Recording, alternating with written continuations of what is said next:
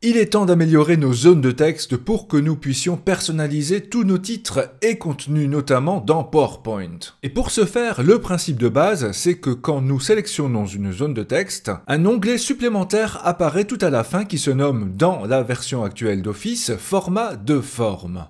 Et il est important de faire directement la différence entre les deux grandes parties. Ici, style de forme et style WordArt. Style de forme concernera l'ensemble de la zone de texte, c'est-à-dire le cadre et le fond notamment, alors que la partie style WordArt concernera le texte en lui-même, les lettres si vous préférez. Commençons par la zone de texte où nous avons ici des styles prédéfinis que nous pouvons dérouler grâce au petit bouton en bas à droite et là vous avez directement quelques choix de fond et de contour. Si jamais vous manquez de temps, c'est idéal. Et vous voyez qu'il y a ici des petits styles en damier où là le fond sera transparent. Évidemment, tout est personnalisable à partir de 0 grâce à la partie remplissage où là, cela concerne la couleur de fond. Nous avons quelques couleurs unies ici. Mais si vous préférez, tout en bas, vous pouvez mettre une texture en fond pour avoir par exemple l'effet bois. Il y a la possibilité d'ajouter un dégradé de couleur et vous voyez ici que les dégradés sont liés à une couleur en particulier. Si vous voulez modifier cette couleur, choisissez-la tout d'abord dans les couleurs unies ici. Par exemple, je prends le rouge, puis je retourne dans remplissage dégradé et là vous voyez que les dégradés seront liés au rouge. Il est même possible dans remplissage de remplir la zone avec une image. C'est ce que je vais faire, je vais aller chercher une image en ligne. Par exemple celle-ci à gauche, insérer, et voilà donc mon image qui est étirée en fond de zone de texte. Évidemment, c'est à vous de choisir ce qui convient le mieux. Ensuite, nous avons le bouton contour qui concernera le cadre de la zone de texte en quelque sorte. C'est le même principe, vous pouvez tout d'abord choisir une couleur, imaginons celle-ci, le bleu clair. Dans contour, vous pouvez choisir aussi de ne pas avoir du tout de contour si jamais il en a mis un par défaut. Et si vous voulez modifier l'épaisseur de ce contour, vous avez ici épaisseur avec différentes possibilités, un peu plus fine et un peu plus épaisse. Vous voyez directement le résultat en arrière-plan. Et si vous avez l'impression, comme dans mon cas, qu'il y a un peu trop d'espace à gauche et à droite du texte, entre le bord et le texte en lui-même, c'est tout simplement parce que votre zone de texte est trop grande. Donc dans mon cas, je vais simplement la réduire un peu pour la coller au texte. Là, c'est un peu trop, donc j'augmente encore un peu et là, cela me paraît parfait. Si vous n'aimez pas les bords lisses, vous pouvez aller dans croquis pour avoir des choses tout simplement un peu moins droites, un peu moins propres en quelque sorte, mais cela peut donner du style. Et vous pouvez également choisir des tirets ou des pointillés pour le contour. En voici quelques-uns, et pour chaque catégorie ici, vous avez la partie autre qui propose encore d'autres options plus précises où là vous pouvez vraiment choisir exactement ce que vous désirez. Ensuite, il y a la possibilité d'ajouter des effets qui s'appliqueront donc à l'ensemble de la zone de texte. Là aussi, quelques petites choses prédéfinies que vous pouvez tester. Parfois, cela peut bien passer avec ce que vous avez choisi, parfois un peu moins. Tout dépend des goûts. Voici quelques effets 3D notamment. Et encore une fois, tout est personnalisable. Nous pouvons ici choisir une ombre qui ne sera pas très visible au vu des tons de couleurs que j'ai choisis ici. C'est plus ou moins discret, mais qui fonctionne un peu mieux sur des tons clairs. Par contre, l'effet de réflexion, c'est-à-dire le reflet, là, sera déjà beaucoup plus visible, avec différentes tailles, différents décalages possibles. L'effet de lumière ajoute une sorte d'effet lumineux, un peu néon autour de la zone de texte, là aussi avec différentes épaisseurs pour que ce soit plus ou moins visible.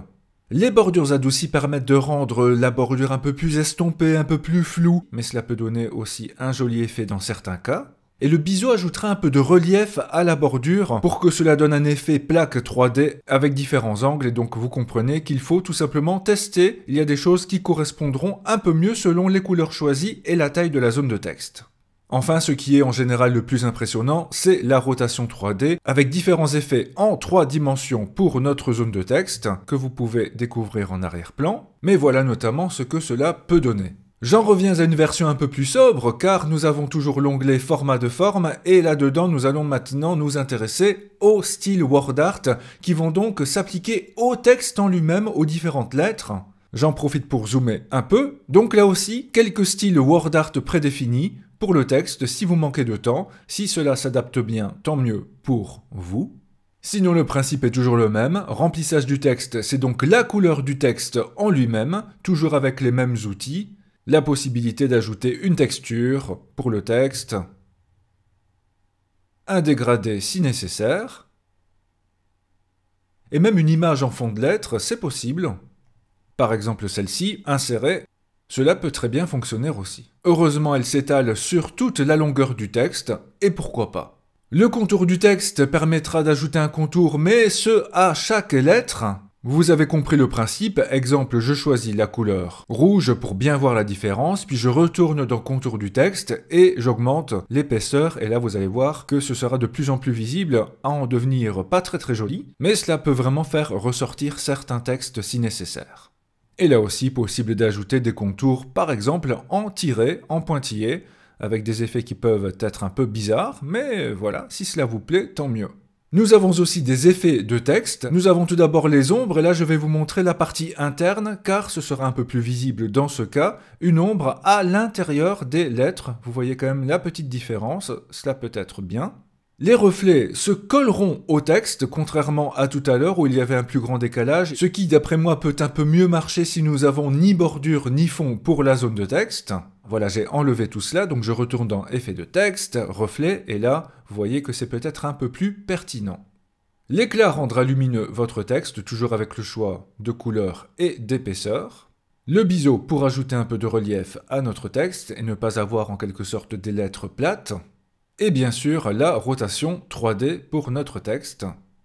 Par exemple ceci. Ne vous inquiétez pas trop, si vous avez ajouté un effet 3D et que vous cliquez à l'intérieur de votre zone de texte, le texte redevient en 2 dimensions pour nous aider à le mettre en forme tout simplement, mais si vous quittez la zone de texte, le texte revient en 3D. Et particularité des effets de texte, nous avons la partie transformée, où là nous récupérons les anciens effets WordArt, parfois un peu kitsch, c'est vrai, mais au moins vous savez que cela existe encore.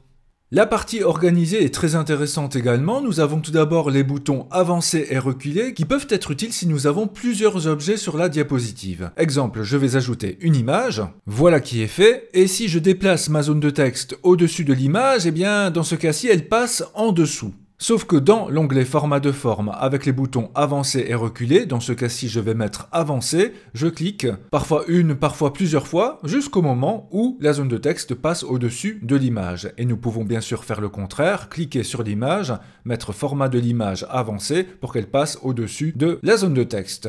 Et si bien sûr je clique sur reculer, elle repasse à l'arrière. Et nous pouvons donc ainsi superposer plein d'éléments dans la même diapositive.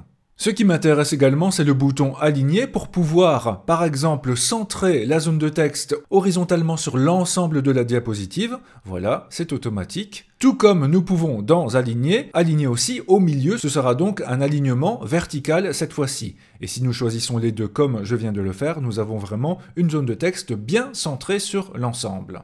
Maintenant, petit truc, quand nous déplaçons à la main la zone de texte, nous avons aussi quelques repères, parfois des repères par rapport aux autres zones de texte, aux autres objets, mais aussi dans ce cas-ci une barre verticale pour dire là c'est bien centré horizontalement, et une barre horizontale qui arrive là maintenant, voilà, elle y est pour dire là c'est bien centré verticalement. Et si les deux apparaissent, c'est que la zone de texte est totalement centrée.